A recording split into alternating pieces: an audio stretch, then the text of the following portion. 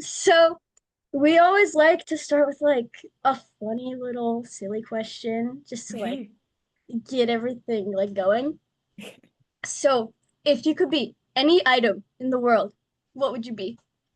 What a great question. The first thing that came to me was a pocket watch. I like that. What about you two?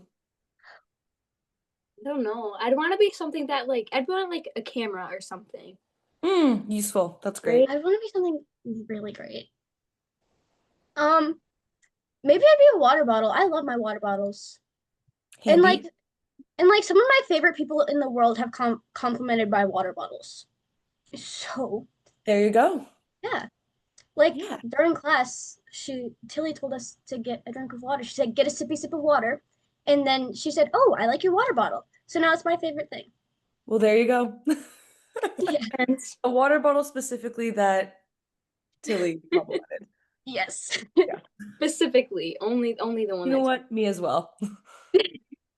Yes. Water bottle popped into my head too. Honestly, I'm not gonna lie. I love Yeah. water. Yeah. It's great for you. Okay, my turn. Um, how did prison tours work? I think that's that's my question. Like what? Okay. Yeah, so I took a class in college called Theater Incarceration, and we were learning about the history of theater in prisons, which goes back so much further than I thought. Super interesting. There are actually a really lot of great books on it that I highly recommend reading. Be happy to send a couple as well, because I've got like my whole family hooked on like educating ourselves on it. And in the class, you got into groups of around five, and you would go teach theater workshops in prisons around. I went to University of Michigan to teach theater workshops or creative writing or art or whatever you wanted. My group did theater in prisons around Michigan. It's incredible. And you got to meet some incredible people. It was like very daunting, but also like so educational to learn and then bring back firsthand what these prisons are actually like and the people we met inside and how many people are wrongly imprisoned and all that stuff. So that was my junior year of college. And my senior year, I was assistant directing a show at Michigan, and two, I think it was like a five-person cast. Two of the members of the cast also did this class the year before. And they were like, how crazy would it be when it was actually my little in the program? He was like, wouldn't it be so crazy if we like brought this show? We did Intimate Apparel by Lynn Nottage, which also it Yeah, yeah. was first time at Michigan, I believe, or at least when I was there, having an almost entirely black cast. And he was like, how crazy would it be if we brought like such an important like period piece into prisons? And I was like, all right, it's my senior year, I'm busy. How do we make it happen? Like let's do it. I'll stage manage whatever we need. And we because of his idea and because of our amazing professor Ashley Lucas and our amazing director giving us like special rehearsal time to shrink the whole production down on a smaller scale, we did it and we went to five or six prisons and we got to bring just a little bit of joy, a little bit of entertainment. Um, I don't know if it ended up happening. We also wanted to gift everyone copies of the play too, so people could see it after. But it was the best experience of my 4 years in college. It was incredible. That sounds like a lot of fun. So you think that prisoners liked it? Like you think they? Yeah, I think it was extremely inspirational. And I think, life inside, like, again, I highly recommend, we don't need to get into like everything, but life inside is really horrific and really damaging and emotionally distressing, like, just the most horrific thing you can imagine. And we as outsiders, it's so easy to be like, oh, I want to do art for change and I want to do this. But like, how do you actually reach people? Because it's amazing to have those ideas, but a lot of people don't have the resources to make the step to like actually connect and actually make that difference. And then that kind of set off a thing for me as well. Even living in New York, I reached out to a couple of people and I was like, how do we do it in New York now? And how do we, you don't need this crazy background or to have a whole show. Like, how do you go and like read scenes and how do you I wonder if John Proctor, I don't know how it would have worked legally and everything, but like with all the understudies or something, what if that could have happened if we had more time or if we had the resources for that? It's like these little things, it takes nothing from us. It's time and it's people we want to connect with and audiences that we need to like give back to in a way and also just like educate ourselves on because society has such a strong image of who they are and everything and it's so dehumanizing. It's just a little bit it's just a little bit we can do that's actually like stepping forward. I didn't even know that was a thing. Yeah, highly theater incarceration, highly recommend like looking about it. Oh, there's a movie that came out last year, Sing Sing, about it too. Um, I highly recommend watching that one too. And then there's another one, if you look up Sing Sing, I'm sure it'll come out too, that talks about the history of Shakespeare in prison specifically, and that one's awesome. I didn't know anything about that. Like until Yeah. like I was like looking for questions like to ask you. I was like, You're like, what? I I didn't know didn't know that. about it until this class either. So like I'm so grateful. And I hope I'm like, that's something if I could like own a theater department or even a high school or whatever, I'm like, that's a mandatory class. Like that's the Yeah, one thing I'd want to be mandatory for everyone. I'd have to see if like we could do it at my school because we have like two different theater majors. We have musical Yeah, theater. ask around. You never know. Yeah, that would be so cool. Okay. Even if it's not with the actual visits, like Yeah, you never know. Like just to it's such a important part of theater history that a lot of people aren't taught. that's that's actually really cool. I didn't know about that. My first question isn't as cool, Oh, that's okay. but um, so my first question is just kind of like broad. Um, it's do you have like a favorite memory from like just being in theater, just like being like creative in general? And how did this kind of affect your personal growth and your creative process?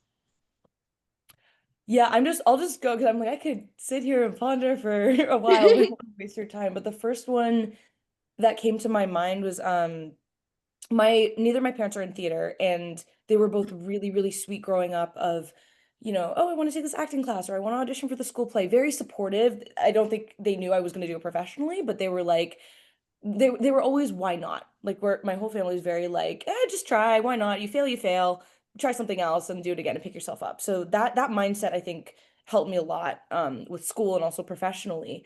And my mom and I always really, really connected over theater. It was like our thing. Like my dad would come do shows, would like see the things and support, but my mom got really into it and got really into learning about Asian representation with me and d diving deep into like the social side of theater and like all the weird shows. Like not my dad's like happy with the musicals, but my mom was like, I want to see like the off Broadway things, like in someone's apartment or whatever.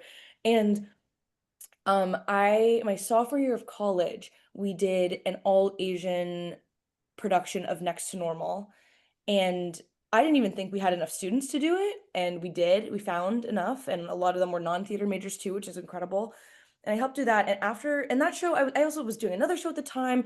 It was a sophomore slump. Like I was kind of, I was grateful for it, but I was like, oh my gosh, there's so much to do. Like kind of running around, not like sitting with, whoa, what are we doing right now?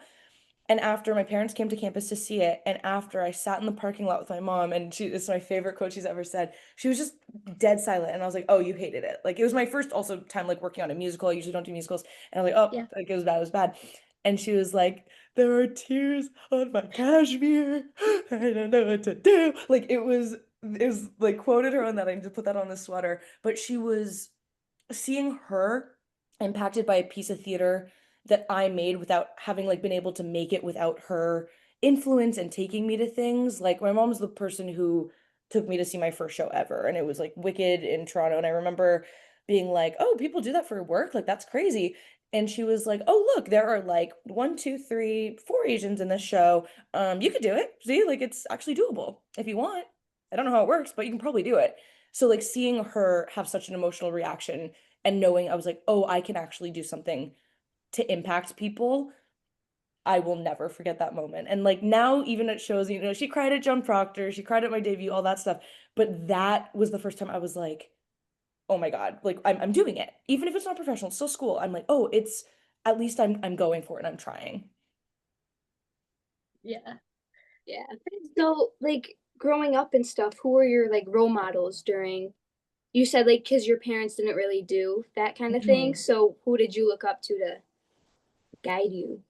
It was, I mean, I imagine it's kind of the same as you two. Well, I mean, you're from New York, but I grew up in the era of like the YouTube bootlegs, the slime tutorials, like the weird Google Drive links. And I would just become obsessed with these shows. You're laughing a little too hard for that. And I truly like I just saw Heather's in New York for the first time, and I just remember one of the first people I saw that looked like me was on a Heather's like slime tutorial, and it was seeing Alice Lee as Heather Duke, and just being like, okay, that's one role, and I would like write down, okay, so that role you can do this because it was before a time where like POCs were considered for like general roles and everything. Midori Francis was a huge inspiration to me. I saw her in The Wolves at Lincoln Center and then in Usual Girls, and I've been kind of like stalking her online ever since. But she was one as well. It was really like almost too many to name. Like even watching TV, like the Constance Wu's, it was every person that I never saw myself in the industry except for people who actually looked like me. Like I was like, oh, it's just not possible because if I'm going up against someone against also poor mindset, but when I was thinking about it, I was like, just why would they accept me? Why would they cast me in these roles? So it was a lot of, people I'd never met, a lot of like celebrity crushes and that kind of thing. Oh my gosh, I was obsessed with like Lindsay Mendez, Telly Leung. Um, who did I meet? Who was it?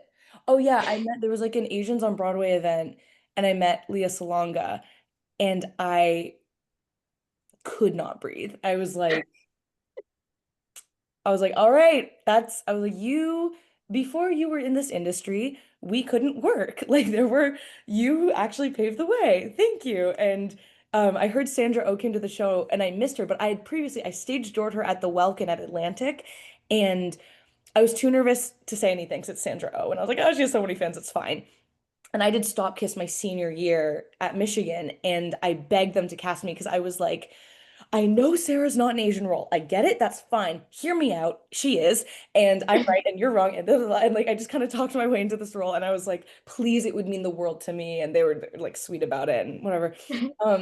But we were walking, I see Sandra leaving, everyone's trying to chase her, and my girlfriend screams across and goes, Sandra, my girlfriend's from Toronto as well. And I don't think she's from Toronto, by the way. She's just Canadian. She's my girlfriend's from Toronto as well. And she just played Sarah in Stop Kiss this year. And she turns around, there's like a whole video, and she's like holding my hands, and I'm sobbing at her. And I'm going, I didn't gonna do this without you, and I love you so much. But it's like I really like idolized and fangirled these people so much. And I was like, I never thought I would like actually be able to pursue this. And then it was people like them that were like, why not? Why not? Why not? It's like number one crazy story. Wild. Sandra Oh on the streets of New York. That's just wild. Number two, I feel that like Yeah. anytime I'm meeting someone that like I look up to, I'm like, it takes everything in me not to just break down. Oh Like yeah. Yep. I Same was boat. Same boat. I was sitting at the John Proctor stage door. My mom was like on the other like side of like the street, and I was just sitting there, and like everyone came out. I was like, Yeah. Well, I I'm used to definitely stage door crowd shows meeting all people. the time as well. And I yeah, got this, there's a photo of me at like 10 years old stage dooring Lindsay Mendez, and I'm like, like unwell. I'm like, "Damn, I was like, I like you. I like just yeah. nothing. Just so awkward. It was awesome. I didn't know stage doors existed until like last year. Oh my gosh. Yeah, yeah, yeah, Yeah, yeah. and Life-changing. life changing. Like I've made like a few friends just by going to the stage door and like Yeah. meeting them after they were in a show, which is crazy. It's so great. It's so great. And it's Yeah, like even I think smaller theaters do it now too, like now that it's a yeah, thing. And it's nice also like I'm sure like for the actors as well, just to connect with the people who saw your work. yeah. Like it's awesome. It's like one of the coolest things I think to do. It's Yeah. just it makes me so happy. I don't know. Yeah. It might just be me. My next question, kind of already talked about it, but it was about your production of Next to Normal. Um, since it was an all Asian cast, and you were assistant director, were you Mhm. part of that decision about the casting, or was it just like something that ended up happening? I wasn't. So the producer for it was a senior. I was a sophomore at the time. And she came up to me and was like, I know you're already in a show. I know you're busy. She also didn't know that I'm not a great singer, but she was like, she didn't even ask me to audition because I was like, oh, if you ask me, I can't say no because I need to do that. But also you're gonna be like, ooh. But musicals have never been like my forte. But she came up to me and was like, I have this vision and I need you to be a part of it. I don't know what that means and then I was like, I can't direct it because I have no experience in this. And she found another acting major who was older than me that said I'd love to direct it. Victoria can just like come chill. And I was like, great. And I ended up kind of dramaturging and assistant directing a little bit. I made like a we were having all these like great conversations in rehearsal about why are we telling this as an Asian story? What does it mean to reclaim theater from this perspective and change the context and all this stuff? I had previously seen an all Asian production of Next to Normal in Toronto in high school, like years before, that no one heard of. Like someone took me for my birthday when I was little, and it completely changed my life. And they didn't add cultural things into it, but just seeing those bodies as a family on stage was life-changing. Never saw a show like that also didn't involve like some part of the plot or centered around like kind of trauma and like the generational trauma, but it folded in those ideas tastefully without like touching the script, which I loved. But then we're in the room and we're playing around and we're like, okay, they have to take their shoes off before they enter the home. The normal color palette for the show is like purples and blues and cool tones, which makes sense. We're like, and which is very much like isolation and coldness and that idea and like you're missing something. We're like, well, that's not part of like any Asian culture that I know. We're doing red. We did bold red colors. Everyone's dressed in red, and which kind of lent the idea of like fury and the rage and the red. Like we were just playing with little things like that. And I think Diana in one scene is supposed to make a bunch of sandwiches that cover the table. We also didn't have the budget for that. So we had her like peeling fruit because it's such a big thing in Asian culture to be like, oh, like you don't say I love you, you like cut them up some melon and then you leave it if you like as an apology or whatever. So we just added a couple little things. So I made a packet for that. And even though most of the Asian students were in it, it also like the non-Asian audience also really responded well to it. And they were like, people saw where we were going with it, which was really great. I do wish more Asian people got to see it. Kinda off of that, would you like being on stage more or behind the scenes? Oh, such a good question. I'm not gonna lie, on stage more for sure. I think acting will be forever my like first love of theater, my number one thing, but also love dabbling into some other work off stage too. And like something I've learned very early in this career is like you have to do both. You have to. Yeah. Like, because I just started high school this year, and to get into thespian society, you have to do like two parts of theater. And Hmm. so I have to get in a certain amount of hours in tech or doing something else that's not acting, Yeah, which is kind of hard because every time I sign up to do tech, they're like, sorry, we already have enough people because everyone wants to get in their hours. So, of course. And that's like so important because you also understand more the people you're working with when you are on stage. yes. Hmm. Oh, it's my turn. I forgot about that. Oh, I should have picked which question I wanted to do next. Okay. So I'm gonna kind of go into because I did watch Allison's episode with you. You did those like arts festivals in like different places. My Hmm. first question about that is um since like I guess since everybody would have like spoken different languages and communicated differently, how did that kind of affect your performance? How did that, do you think affected the audience? That's such a good question. I mean, even as an audience member, because when I was there, so I did Mexico and then Romania a couple years later. I remember in Mexico in particular, the first show I saw, I think it was in Portuguese, and it was like 3 hours long. We were all jet lagged, all the things. And it was very meta and it was very weird, which is great. But I was not in the headspace, and maybe maturity level, I was what, like I was 18, I think, when I went. So I was like, what is it going on? Um, and I remember like having to settle and really try to pay attention to all this stuff. And then a day or two later, we saw a show in Spanish, and I don't speak even a bit of Spanish, and two of our cast members did. So we were like, okay, at least they'll explain it after. And we saw it, and they were like, what did you get away from it? And I said, okay, I think it was this, this, and this. And they were like, yeah, that's pretty much it. Of course, you missed the dialogue and stuff, but we followed the arc of the show. So just seeing how, like, the show without the dialogue and also just like everything except the words can paint a picture and tell the story. It was so beautiful. And we got to speak to some folks after. So the first show, the show we did in Mexico was scripted. It was like slam poetry, kind of linear narrative, contemporary. That one was kind of easier for people to follow. They could see person to person dynamics, but a lot of it were these like 3-page spoken word monologues. It was a cast of 5, and we each had our like own big monologue. Those were a little bit harder for people to understand, and they can understand intention and there's grievance there and they're fighting something. They didn't understand the direct plot because my character's whole plot line was she really her dream school was Harvard, and her parents can't afford it. And how is she gonna get into Harvard? They didn't quite understand the like nuances of that story, but they're like, she's fighting for something that she can't have because of a roadblock. So it's like everything kind of works. But then in Romania, which was super cool, we did a very meta, crunchy dance theater piece about AI and Greek mythology and climate change and the refugee crisis, all jam-packed into like an hour. And it was, we had this massive ice cube that we weight balanced with ropes tied up that we had one girl hanging off of, and then I spun her, and then we were dancing, and there were life jackets, and it was really, really weird. A lot of people in our Michigan trial of it before we went were like, what? Like, not a clue. My parents saw it, not a clue. They were like, it was visually beautiful. I don't get it. I don't get it.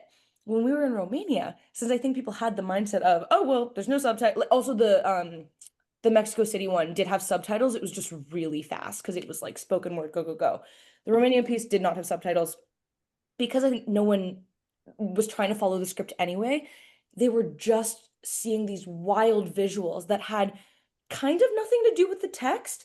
But then we had like this high schooler from Romania who spoke some English, and he said, was there something with the ice piece and climate change, or am I like stretching? And we were like, yeah, that's what it is. Okay, what else did you get? And it was just so interesting to see people's reactions to these shows, but it worked. And like I could not recommend more that people see things in other languages or even watch movies or just see what's out there.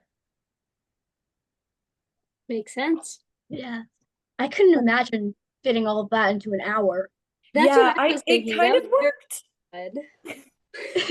It was It worked. weird. There's a video, there's an online version of it somewhere that I don't know.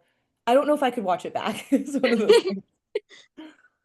I might have to find that. I can send it to you if you're interested. It was, yeah, even if you want to watch like clips from it, because it was dance, right? So it's all like you That can might watch it. So I'd be happy to my send it to you. It was just my weird. ride to school is an hour, so Oh, there you might go. That's exactly. You're gonna get to school and just be like, what is life?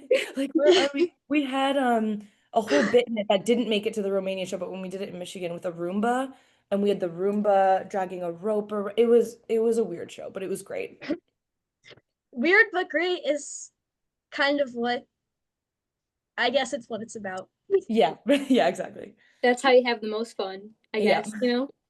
yeah. What has been one of your like biggest challenges in this industry so far? The hardest moments are when you're not actively working on a project. I think I was very lucky after graduating that I had a team that I really liked. So I knew they had my back. Not everyone has that. So I was like grateful to have that. But even still, it's not easy to go audition to audition to audition and hear nothing, not even a no. Like a nothing is actually way worse than a no, because then at least you have hope. And that's something you build up that thick skin in college and stuff, but you're also still human, and you don't I really dislike when people say you just have to get over it. You have to get over it. You just gotta be tough and all that stuff. No, we're not robots yet. We'll see how this AI companion goes.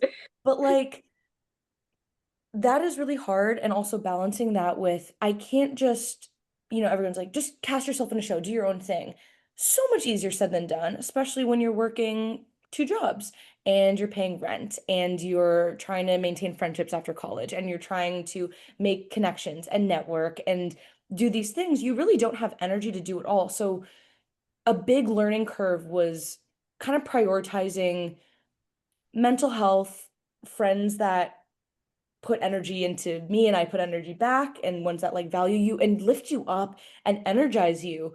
And then kind of learning how to be happy with life without a result. Because it's kind of, and I feel hypocritical saying this because I was lucky I got John Proctor 6 months out of graduating. But even still now, it's like show ended. I don't know the next time I'm going to work again. So how am I going to be happy doing the audition thing, trying to, raise money to create my own work or whatever it is, or go back to a survival job that has nothing to do with acting, which is also great, or find another interest or a hobby and put energy into friends or travel and go home and like all that stuff. But it's how can you be happy without the work validation? I think that kills people. My partner and I were just talking about this. We saw TikTok the other day that was like there's a lot of it. Oh, what did it say? Something about letting yourself grieve when other people find success. And then when I first saw it, I was like, oh, like how, you can't just be happy for someone. That's brutal. And it's like, you're kind of putting on a mask if you're saying you're not envious. Everyone in this industry is going to be envious because you want to work. That's why we're all here. You want to create and you want to work. And that is not how it works. It is luck. It could be nepotism. It could be right place, right time. Your thing could be right around the corner. But it's like, how can you be happy with the unknown and kind of just sitting with it and letting it be awful and letting yourself meet people who are in the same boat and being like, yeah, that part is kind of awful. Okay, maybe next time I can let myself be sad after this audition for 2 days, or I can be by the phone for 2 days and then I'm gonna pretend it's just a no. And if I hear back, I hear back. Um, but that's something I'm definitely still learning. Because you can tell your brain one thing, but then your body is just like, okay, but like they didn't say no yet. So am I still like that kind of thing? But they didn't say no yet. I know, yeah, and your body remembers that too. It's like every email that comes in, you're like, oh, was that there? It's the worst. Yeah. But It is yeah, what we do, and it does get so much easier with time, I will say. you're just saying that. It just kind of like something just clicked in my head. I was like, whoa, that was pretty crazy. And I think it's like I was pretty lucky growing up also with this mindset, like this mindset just because like my parents are my biggest heroes, but they drilled into me so young. Pick yourself up, try again. Pick yourself up, try again. Failure is part of the journey. You have to fail, like getting an audition isn't like failing, but this idea Yeah. of not putting your self-worth on someone else validating you and something else like work. Like work can't be just your sense of self and community and everything. It can be part of it, a huge part of it, but it can't be everything. But it's like that's something that was instilled in my brain. And I didn't go to an art school, and we had a great like kind of theater program and drama classes and stuff, and I was never cast as a lead or anything, and I loved it, and everyone knew that was my thing, and it was always humiliating when the cast list came out because I was like, everyone knows I wanted it really bad too, like that's really embarrassing. And I just remember it was like, okay, well, at least I'm, ensemble number three, at least I can be part of it.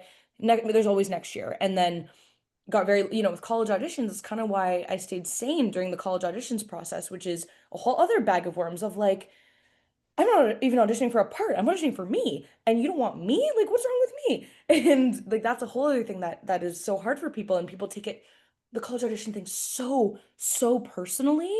Because it's kind of what we're taught. It's like a lot of people are told from a young age, you're amazing, you can do it, all this. Yeah, so is everyone.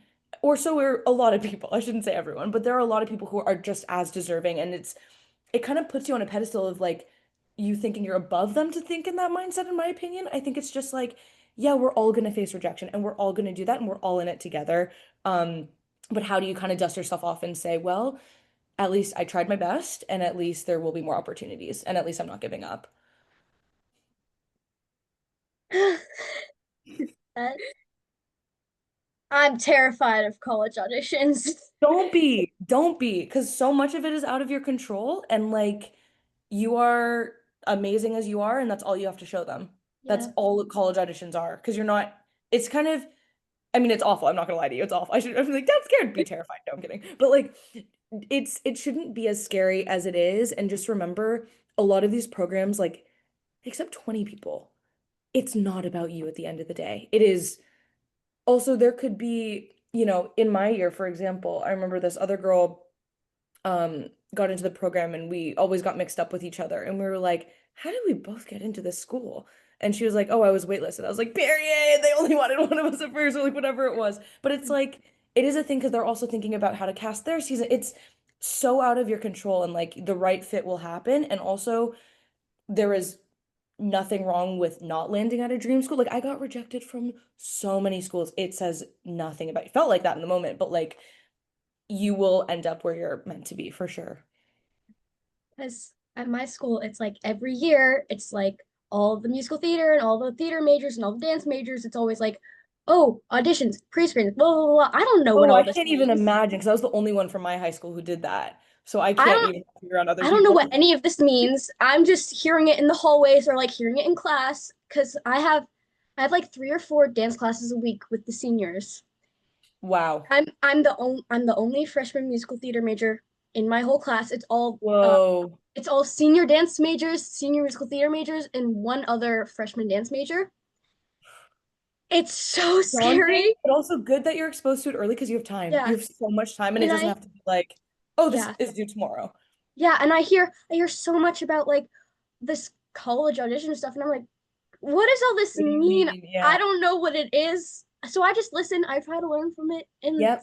I'm just gonna save it until that time comes. Exactly, exactly. And there's no rush, and I'm sure any of those people will also be happy to answer questions. And like it's good that you're at a theater program too, so they can help you. I had to go to like an outside person because I was like, this doesn't make sense. And also some of these great schools that I want to apply to don't have theater programs, or they do, but it's not an audition. Like it just none of it makes sense. So Yeah. you got it though. You just have to trust yourself, like you have fun. Like I had a friend who like you have to get accepted both artistically and academically. Yeah. That was bad. You have to get accepted twice? Yeah, it's bad. That's It's really bad. crazy.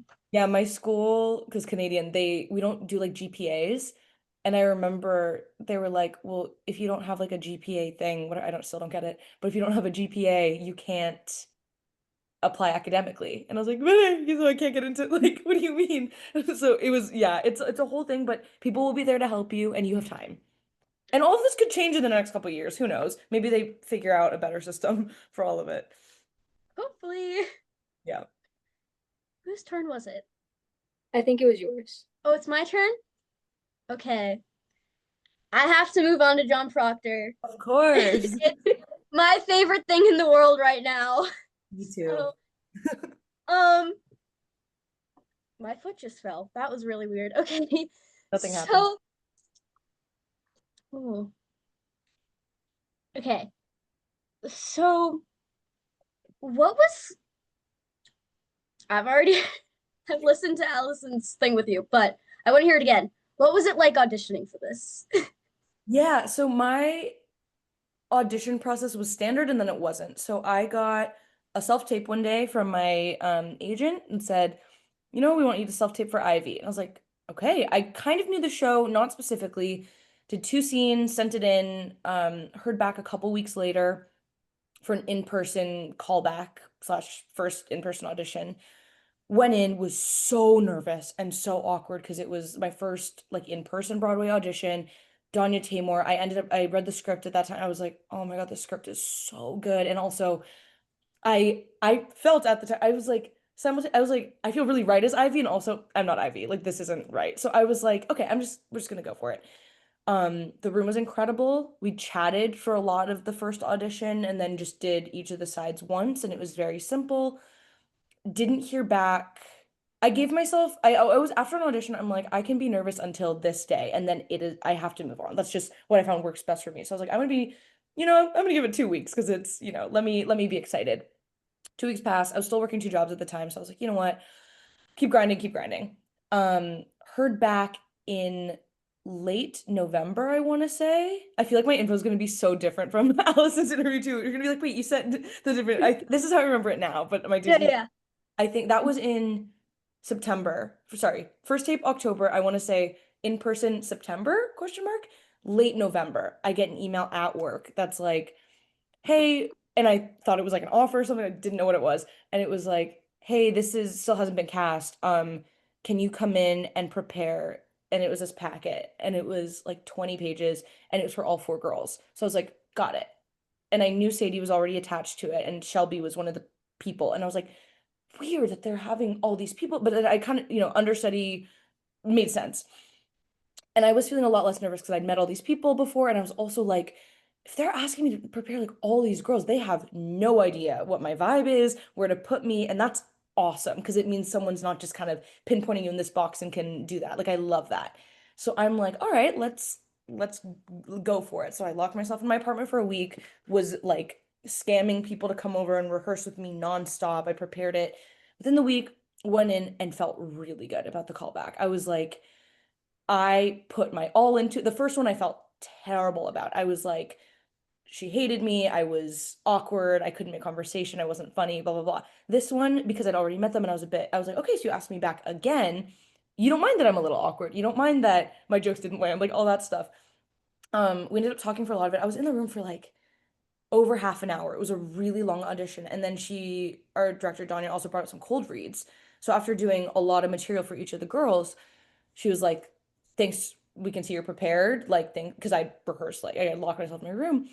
She was like, can you just like loosen up a bit? Like, let's just like read it. And I was like, cool.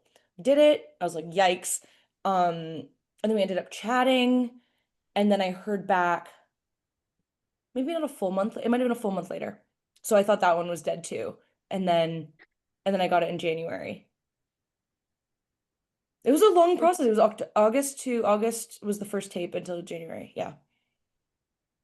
And that's not normal, I've heard. Yeah, I was thinking, I was like, that's really long. Yeah. Which That yeah, also set a horrible precedent of now I'm like, if I don't hear from something in a week, I'm like, Yeah. oh, sorry, I never know. It could be months later. You never know. It Yeah. might have Yeah. been. And okay, I don't want to ask the second question, but wasn't there one where you and Danya Tamor were talking about your shoes? Yeah, that was the second callback. That was also part of the reason I felt so much more confident because I walk in and Danya was like, "What are those?" And I was like, "Oh, no, I'm kidding." But I was just like, "Oh, She was like, "That's so cool." And I was like, "They're my mom's." But she's a huge sneakerhead and I'm a huge sneakerhead. So we like bonded and I was just like, and that was all before reading. So I was already, and she just has, obviously she's a genius, but like such a way to make you feel comfortable and make it feel like you're the only two in the room and just go for it. Just do your best and no judgment. Just like a lot of auditions, I'm sure you guys have felt it, but it's just like, okay, I'm here. You're judging me. Great. It felt somehow collaborative a little bit. She was just very warm in the room. So it was like the best audition I felt that I'd had. That must have been like so nice. Oh yeah, well I left that one and I was just like, okay, I did everything I could have. Even if I don't get it, my confidence has shot up so much because I know I can do my best work now. Because the first one went so terribly. yeah. No, when people compliment me, like I've met actors at like stage door and they're like, "Oh, like I like your shirt," and I'm like, "Oh, that just like made me feel so much better." Yeah. It's just the Like the little water things, and that's like bottle. such kind people, right? Like it can make all the difference. Yeah. Yeah. Yeah. During John Proctor, because you played so many like roles, did you ever feel like really overwhelmed at points? Yeah, I had also I understudied kind of in college. I was already in the show, so like not really, and it was like a smaller role, but it was my first time truly understudying and first time covering multiple tracks. I know it's like really common in musicals, but I had never experienced anything like that. It was when I got the call, um, originally, I think I can say this, that's fine. Originally, it was just going to be Shelby and Raylan. And then they were like, oh, no, no, all four. And they were like, and I was like, cool. And they're like, they know it's your debut. Don't worry about it. Also, when I talked to Danya the first time after accepting, she was like, if it's ever too much, we have other people. Like, you're good. And I was like, ah, no, I can do it. It was very overwhelming. I think it was really just like trusting myself. I made myself like a little schedule and just, you know, I had a lot of imposter syndrome with the show. Also in general, just like this show being my debut was beyond a dream come true. And I was so grateful. And I was so like, I just moved to New York. I got so lucky right out the gate that this came about. I was just like, you know what? It was kind of this, again, this mentality I've been talking about this whole Zoom of like, just try. And if I fail, I fail. And if it's not my best work ever, at least I did my 100%. I can't do any more than my 100%, and I can be at peace with that. And like, I was in a room with these icons. It's like such talented people. I had never really been one, like even in college or anything, to like compare myself to other people. I was pretty good at staying in my own lane. All of a sudden I'm in this room and I'm like, what am I doing here? Like they don't, there had to be a mix up, there had to be something wrong. I can't, like they're not all four. Like it just doesn't track. They all have such a specific idea and they have time to craft each one of these people. I can't possibly do that all justice. And I was just like, you know what? I'm gonna bring whatever I brought to that callback room, whatever they saw in it and liked, my interpretation of the four into it. And then when we started the understudy rehearsals, and that was received well by like the associate director and everything, and she was like, "We don't want you to replicate what anyone else is doing. Like just do your version, and then we will fine tune and find a happy medium." And that was really sweet. So the artistic team also definitely helped a lot with the insecurities for it. It's always nice when there's like a good team behind the Yeah, show that you're for doing. sure. It always just makes everything so much easier and so much more Mhm. fun. Yeah, and Yeah. it's like the confidence piece, no one it's a hard balance, right? Because it's if anyone truly has it figured out 100%, you might verge on diva territory. Like it's hard to find the happy medium, and especially for women, like it's so easy to like criticize yourself, and it's what society's been pumping at us since we were born, right? But it's something I don't think I will ever have completely figured out now, but at least I know like when hard things come, trust yourself and just do your best and just let it go and just like sitting with that instead of being like, I have to make this perfect or I'm gonna get fired. Like the big mentality things. Okay, so my next question is again about John Proctor. Um, I don't know where it went. Wait, where'd it go? Oh, so how did you keep all your tracks organized? Like either like in your head or like physically? How did you like keep yourself? Yeah. Yeah, I'm with you. I'm with you. That was the hardest part was like initially learning just the lines, which has never been like an actor struggle for me because we also had a decent amount of time. Um, with all the group scenes and all the girls speaking so quickly, when I had memorized, let's say two of them, and then the third one comes in, I just kept messing up. And it was one of those things where I was like, oh, I actually can't learn these by myself. I was really like, I like to lock myself in and learn it and then run it with people. It wasn't going to work because I was saying the other lines instead and being like, yeah, that's right. And then looking back and being like, oh, I'm learning this wrong. Um, I had my absolute cheat sheet. I had this huge notebook that I can't wait to show my kids one day, but I'm like, it's like my proudest thing for the show. But I wrote just like pages and pages and pages of script notes. I think I read the script like at least like all the way through, even scenes I like characters weren't in, at least every day, just because I didn't have like enough time to do like deep character work like in the rehearsal room. The understudies weren't there for 3 weeks of the rehearsal process because it was so quick. So we were doing a lot of it at home, like kind of self-study vibes, until tech started. So I had like my little color coded sheet. I had four different copies of the script as well, where I would like take my notes and my blocking and all that stuff. And then in this notebook, I just wrote down like every single thing that each character said about themselves and every single thing someone else said about them. And I would like circle it and like do all that stuff. And then I made a Google Doc. This was actually Noah who understudied Mason and Lee. During tech, he saw me like scribbling or like dilly-dallying, and he was like, hey, like, do you have a tracking sheet? Like, just curious. I was like, what is that?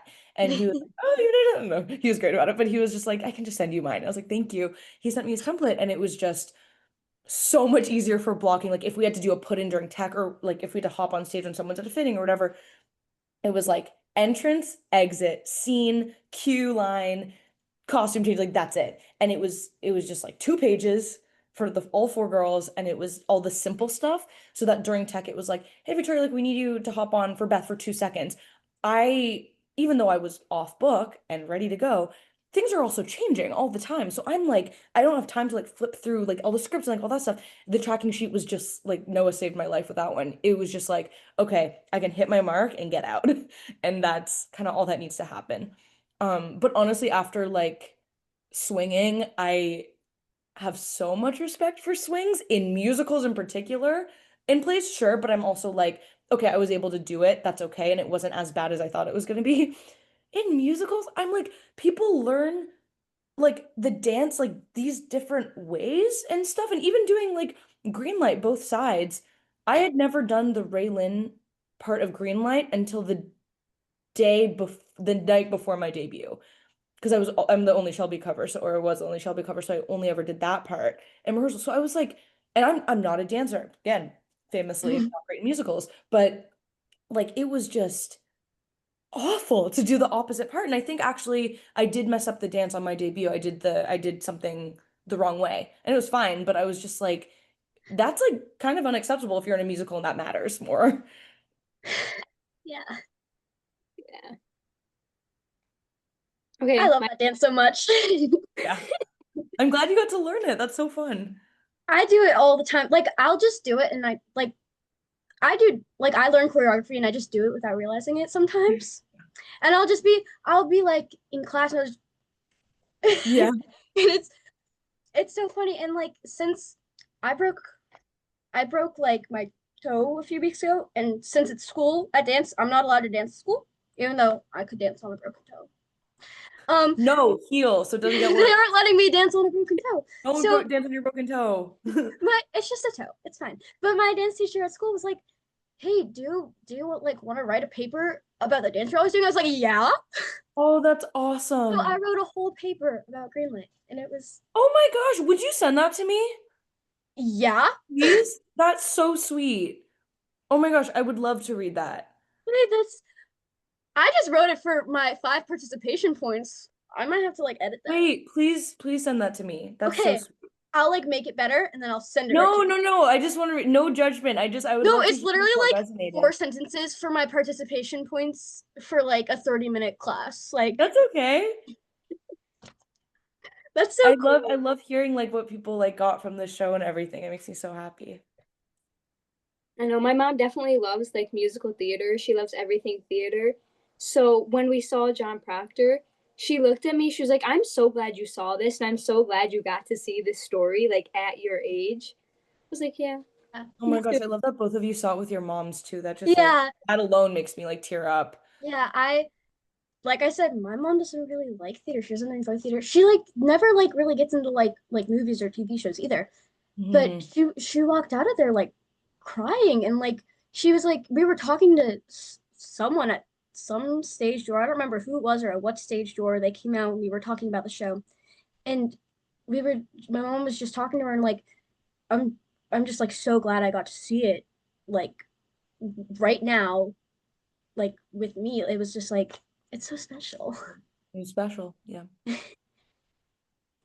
like Okay.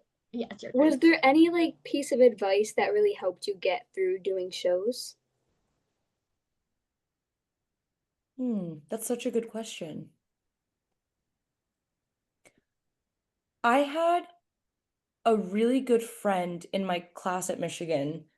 There was there was a show I was doing and I had overcommitted myself. I was like I think it was in my freshman year actually. Um it was like a dream role. Like I still wish I'm like I wish I could have done it better and I wish I could do it today. And I don't think they're going to do the play anymore, but at the time it was like my dream play and everything. And he saw it after and he was so sweet about it. And I was just like, and we were close. And so I was just like, I really wish I hadn't overcommitted. I feel like I didn't do it justice and I'm going to be regretting it, which I do. And he said, Oh, I need to like write it down so I can make sure I'm getting the wording right. But he said, and I literally think about it every day. I feel like he was like, you don't go to school or like you don't pursue this profession to perform like to perform every day at your 100%. You do your 100% every day, no matter what. Something like that. And that has always stuck with me because there was not a single, I went on 30 something times for John Proctor. Not a single day was I 100% rested, 100% fed, 100% in a good mood. Like everything in line. There's always something in life that's not perfect. And a lot of training and things is like, when things go well, this is what happens. But, part of why I'm like so happy about my Michigan training too is like learning that in a safe environment. It's like, okay, something goes wrong.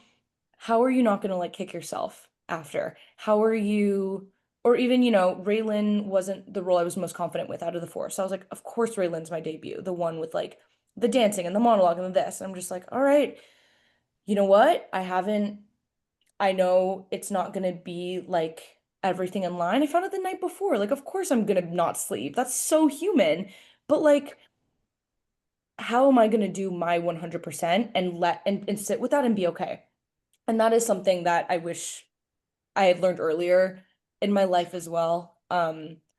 Instead of just being like, oh, I should have slept more, or oh, I didn't eat enough today, and now I feel dizzy, and now I do this. It's like, no, how do you show up for yourself and how are you comfortable enough? Like just knowing that it's so cliche, but I guess for a reason, but it's just like it's enough. What you're doing is enough, and we don't have to be perfectionists and we don't have to criticize every little thing. I had one matinee where everything went wrong. I had a terrible night's sleep. I was in a crappy mood and I was like, how am I in this crappy of a mood at a Broadway theater? Like this is my dream. Let's just have fun.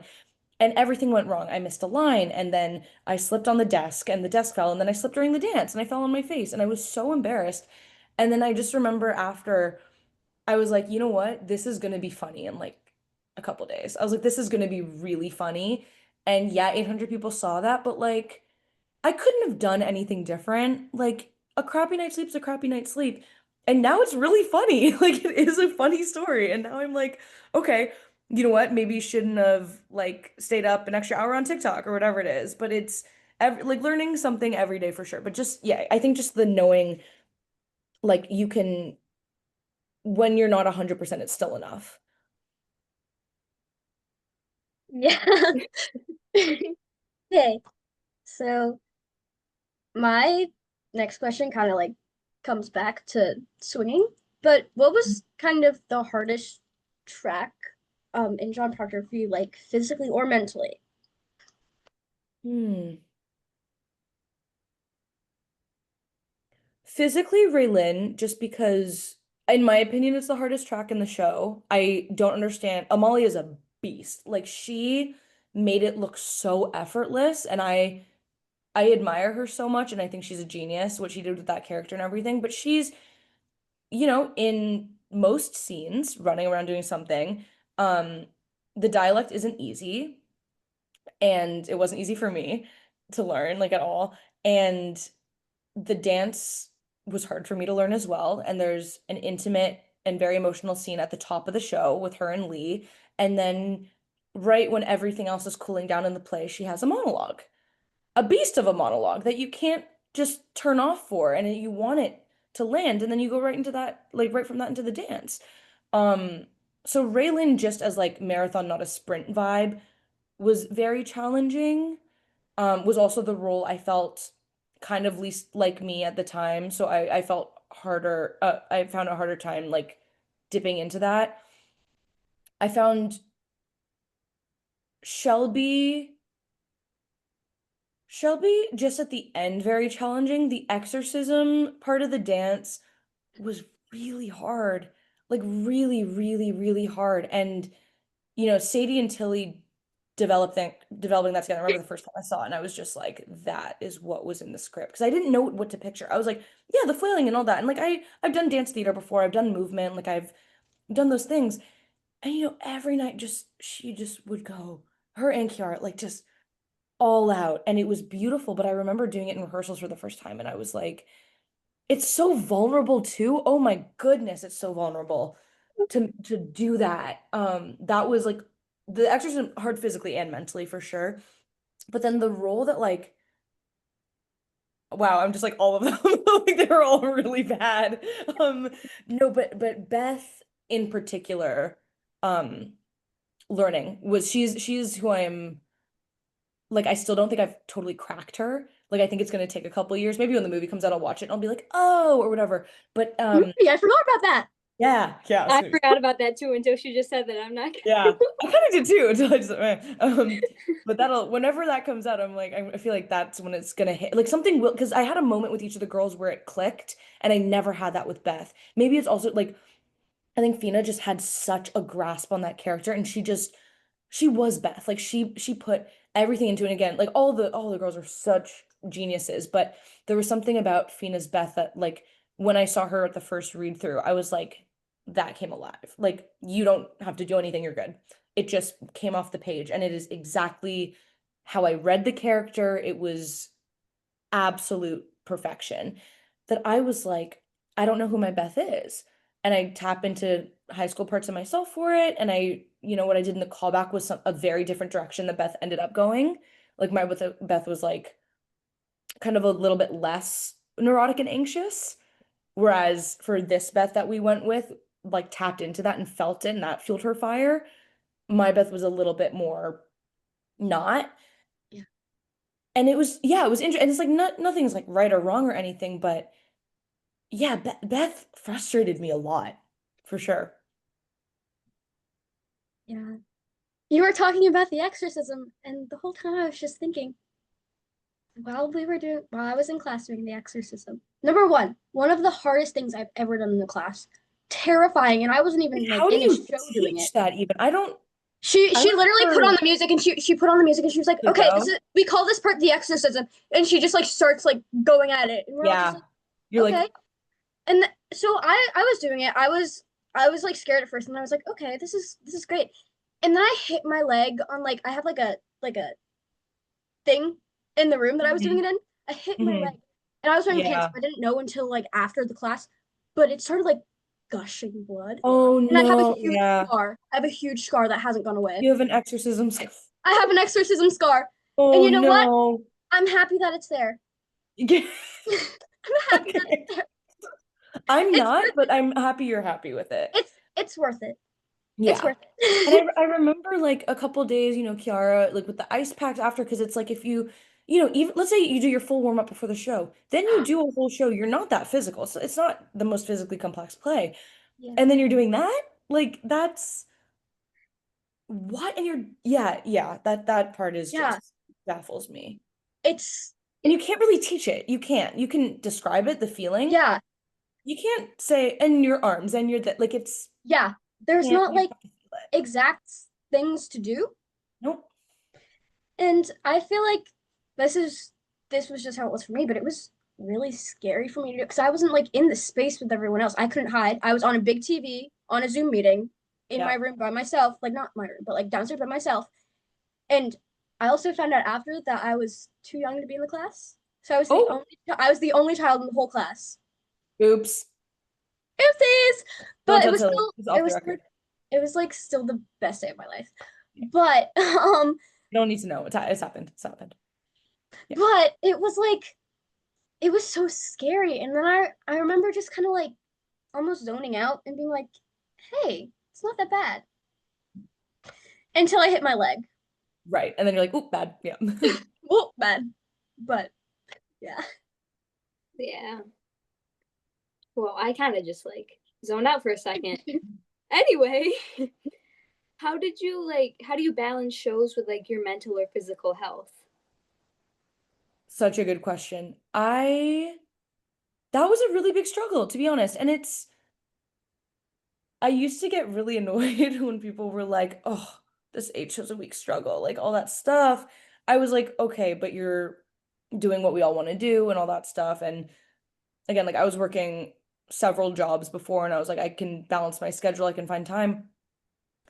After we closed, like I crashed hard and I had in like my apartment just a a pile of I call it a do later bin. It used to work out well, and then during the show I took advantage of it. But I had like a bin, and every week if there's little things to do, like put this in my journal or mail this or return this, whatever, it would go in the bin. And then at the end of the week I would like start doing it just so I don't have to do it right in that moment and it won't create clutter. And I had piles of junk from the past couple months and all of these appointments I needed to do, and I hadn't been grocery shopping. And I really, I think, because you can only really prioritize so much. And for me, it was like the work and the prep and then sleep. Because like when I don't sleep, the work stuff would start to go because then you're late for a cue or you don't know your lines or you don't whatever it was. Or you're not as like nice to be around. And it's like so I was like, I want to be pleasant for everyone and do everything.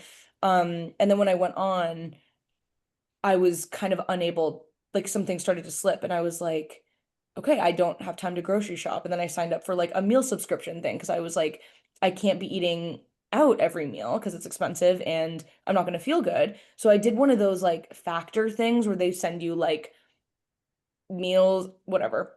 Worked out really well. So it was like, okay, so that takes care of one thing. So and I live with my partner and she was great about because she knew it was temporary as well. She was like, don't touch the laundry. I got the laundry. Like just kind of letting a couple things go in that way. And my friends were very sweet about being like, hey, why don't we do like coffee and a walk before a show, like on your way to the theater instead of staying out all night talking or whatever it was. So little life adjustments were really important. And then also like, yeah, it really always comes down to the basics. It's like, are you sleeping?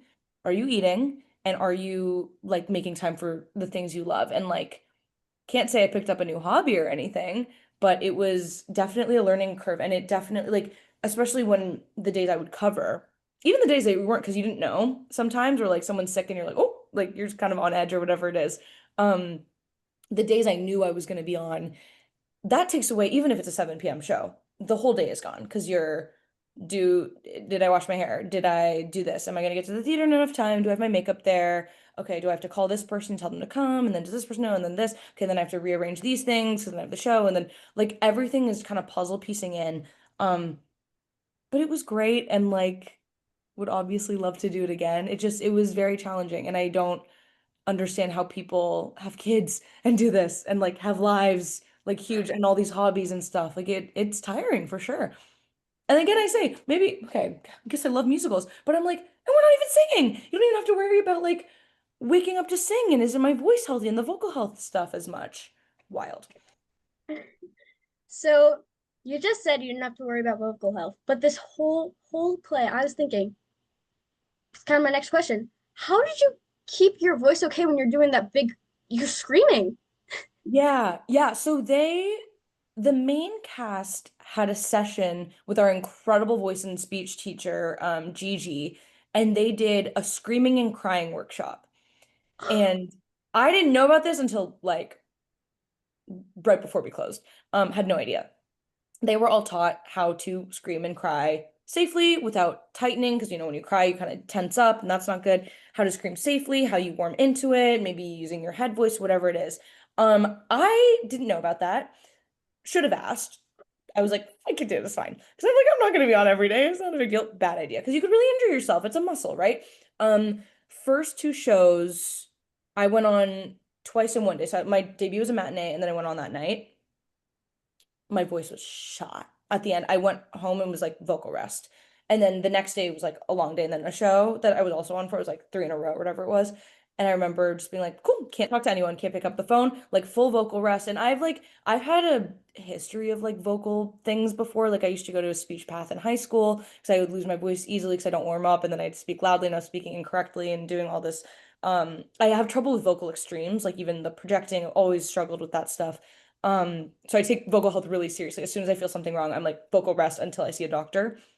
And I remember like the next day, I like slept, I was hydrating, and I did the steaming and all this stuff. And I remember just going on like a Google spiral of like, am I screaming wrong? And then I saw a voice teacher online, and then later on I found out that they did this, and I was like, see that's why they were all doing it right. I should have asked. Like you have to vouch for yourself.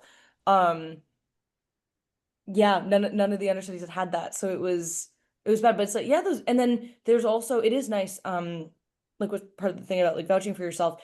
There are ever days where people are feeling a little under the weather or like a two-show day.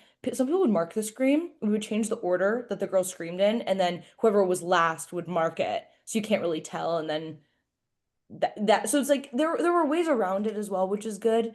Um, yeah, I hope that helps. Oh, that's actually that's that's really cool. And also, they didn't tell you that they did that? No, and it was one of those things where it was so early in the rehearsal process. So they're like, you guys have so much time. And Mm, also, for all they know, they're like, oh, Victoria, Shelby understudy. Okay, so she doesn't have to scream. It could have been something like that, but it was just, yeah. it didn't even cross my mind. And then I was talking with someone and they're like, don't you remember the crying and screaming workshop? And I was like, the what? No, Yeah, I it do was not, like because I wasn't there. the whole second time I saw the show, I was like I was just thinking the whole time, they were screaming so much yesterday. How are Mhm. they doing this? How are they still doing this? It was my whole thought process. Well, half of it. Yeah. And Like there is the something that is nice about the release of the scream too, when you're not like t tensing and it's just like out, like in like kind of like belting in a way. Like if you do it yeah. healthily, it's okay, and you can actually strengthen the muscle. I don't know. I'm not an expert on that, but I was like, I'm gonna stop myself before I say something really incorrect. It's okay. You know what? I'm not an expert either, so more an expert than I am. Yeah. Yeah. Um, you were a fight director. What was that Mhm. like? Like, Yeah, I kind of what you were saying earlier about always like when you're on stage, you're always working off stage, and like I'm so happy they're having you do like crew assignments. I think it's important. Um, I got into fight in college. We had a mandatory stage combat class and I loved it. And I was kind of, what did I do? Oh yeah, I was just looking, I was always kind of thinking ahead to graduation. I was like, how as an actor will I be able to get in a room any other way that is like not as an actor? So I was like, I can offer to assistant direct, basically no experience. I can't really offer to crew because people go to school for that and they like have experience. I was like, you know what? I think I might be really good at doing fight and or intimacy. I was like, that's a smaller pool of people, less competitive, and I think I have a personality for it. I think I care a lot about making people feel comfortable and safe. I might not have the skill set for it, but I was like, how hard could it be? So, first semester, my senior year, I went up to some teachers and I was like, I really want to look into like certifications and all this stuff. And I got really good advice for it and I just started working on school productions to beef up my resume for it, just so I could say I have experience. I did like some student films and then some student plays, like not even any main stages or anything. So when I moved to New York, I could, I emailed like I think I emailed like some performing arts schools and I was like, if you need a professional to come in, I've trained under so and so and so and so who've been doing in the business for decades, and I've actually choreographed myself and I've been the person in the room and I feel confident leading people. I reached out to like every like small non-union like theater and all this stuff.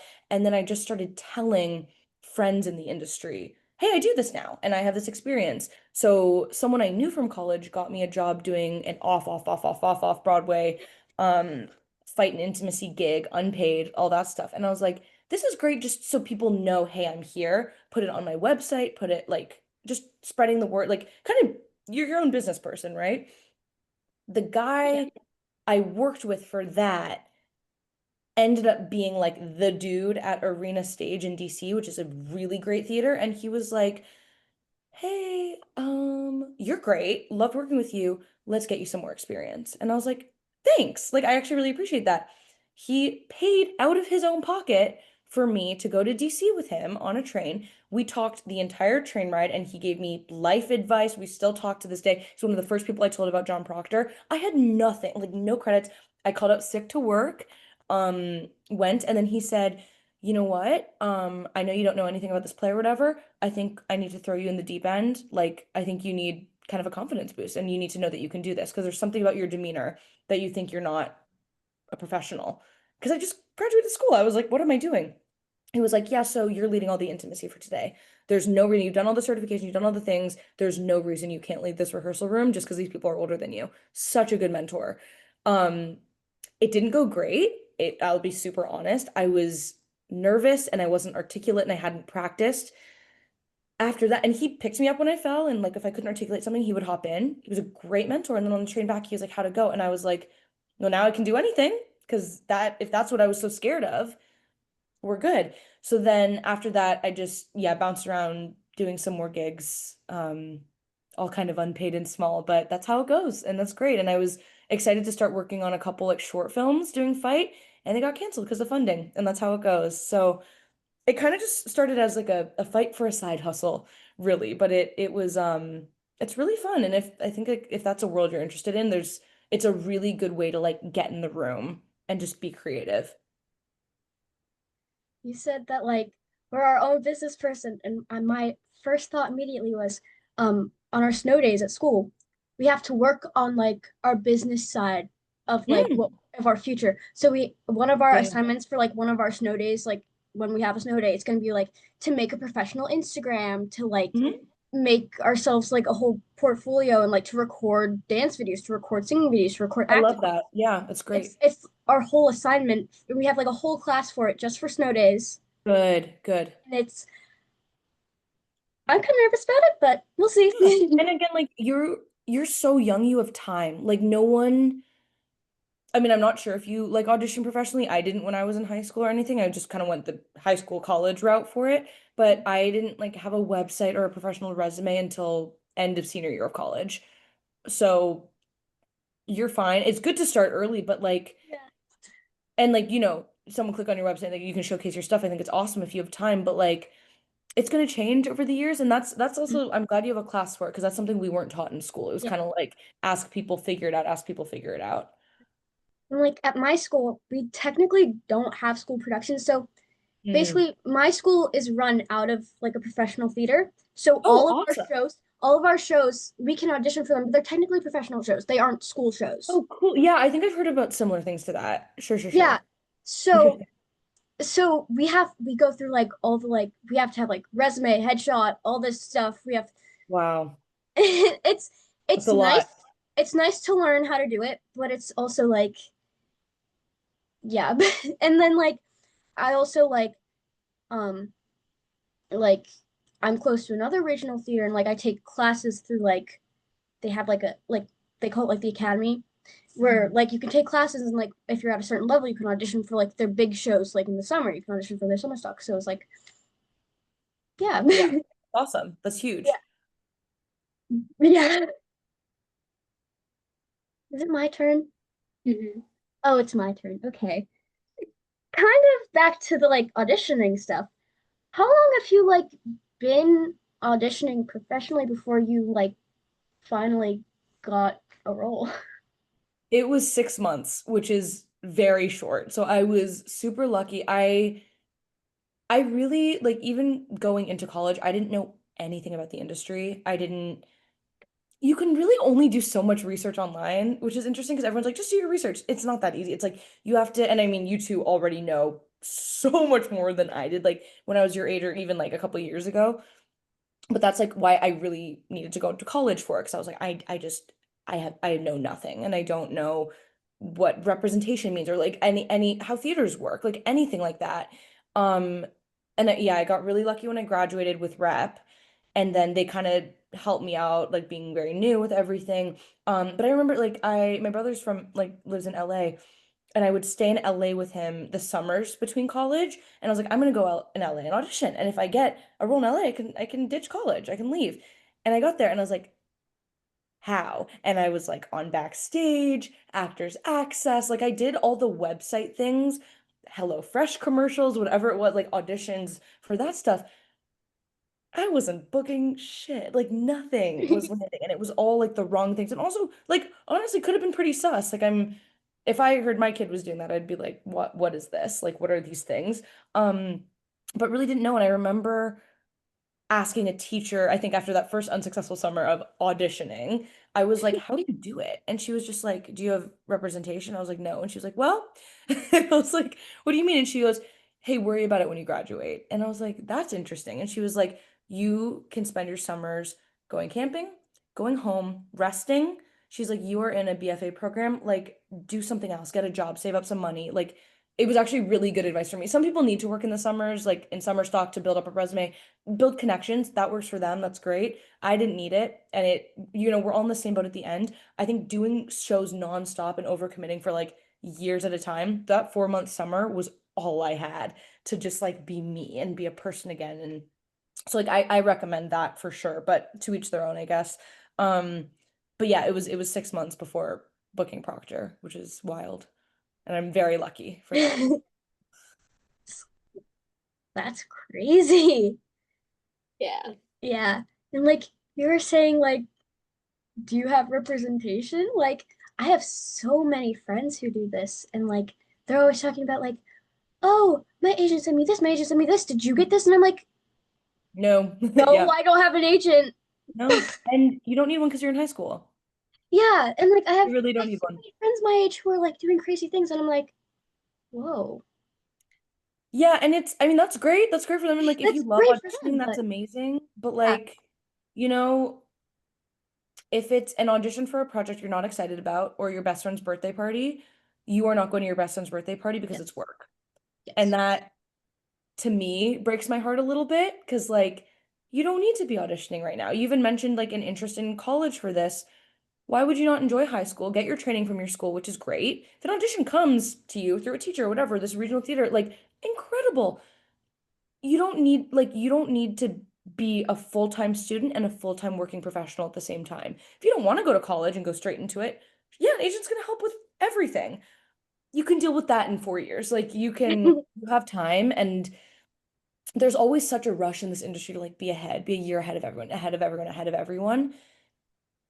Like especially when you're young, like it's okay. Like it is a day by day thing and also there are a lot of working actors who don't have representation too because it's hard. I was lucky my school did a showcase. That's how I got my rep.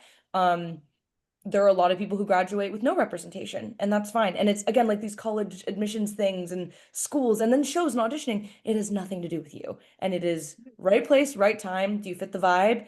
Do you connect? And it's luck. It's really luck with all of this stuff, truly.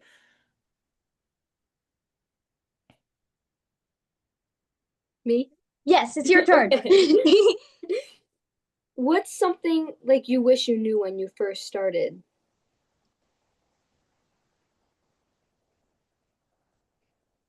I think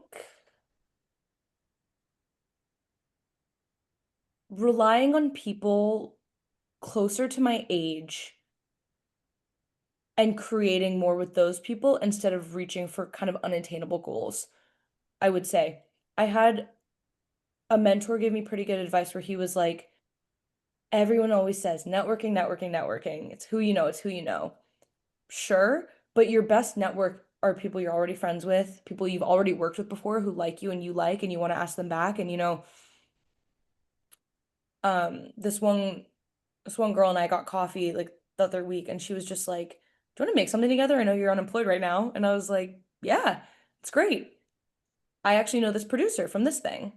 What if we actually do that?" Like we just little things being put together on a smaller scale instead of me right now being like, I am only auditioning because I was in this Broadway show. I am only auditioning for the Broadway shows and reaching out to those producers and those directors and stuff. It's like they know I'm here. My time will come again. Like I'm confident in this industry, but it's like it could be years again before something else like that. And that's okay. And again, like being this kind of idea of like I guess it's like such a sports thing with my family, but everyone's just like, stay in your lane, stay in your lane, don't compare yourself, stay in your lane, you're on your right path. That stuff and reaching out to the people around you who lift you up, I would say is the biggest thing. Yeah, that's like kind of why I was so surprised that like you wanted to do this because I was like, because so Oh, of course. I'm honored that you guys asked me. It means the world to me. for Yeah, health like class, even like meeting you at the stage, it's so sweet. And again, I was in the exact same position as the two of you, and I know both of you can do it because you can. And I was lucky enough to have mentors that told me the same thing, but it's like none of us get to where we are without like a lot of help and a lot of like not wise words. And you guys really do make me feel old, so thanks for that. But like it brings me so much joy to see like you two pursuing this too and like knowing that you're you will like I will be at the stage door for both of you one day, and like that's exciting to me as well, and that warms my heart. But like anything I can do to help, like please. And like I love this stuff. Like I just I will be cheering you guys on. But yeah, seriously, like I was so lucky to have people who did that for me too. So I want to do the same thing. None of I those words made sense, but you're Yeah, it made beautiful. sense. It made sense. So it was like I think it was a few weeks ago. So our health class, it's just like the dance and musical theater majors in our health class. It's like we rotate dance class and health class. That's just what it is. And so we had to make like in we had to have we had like a unit on goals. And we had to make three long-term goals that were like Hmm. related to like something like kind of artistic that we were doing recently. So I was like, okay, I'm just gonna like pick three people that I want to have on here in like the next 3 years. And you were number one on the list. And I was like, That's so yeah. sweet. Thank you. And before I could even turn in the thing, I was like, oh wait, this was supposed to be a long-term goal that's That's supposed to so take sweet. months. Thank you. The That other really like I'm honored. yeah, the we have one more that said yes in a few months and one more who left me on red. So Ooh. It's okay. And it happens, right? It happens. And you will find someone that's else. okay. Yeah. Yeah. And some people, you know what I've learned too? It's like some people are just really, not that this is like who knows, but some people are bad on their phones. Some people like that person Mhm. might be around in a month and Yeah, or see another episode or whatever it yeah. is. Like you never know, Like and you'll find people who will like want. the I have one question left. Okay, perfect. Okay. Um, what's some advice you'd give to someone wanting to do like what you do?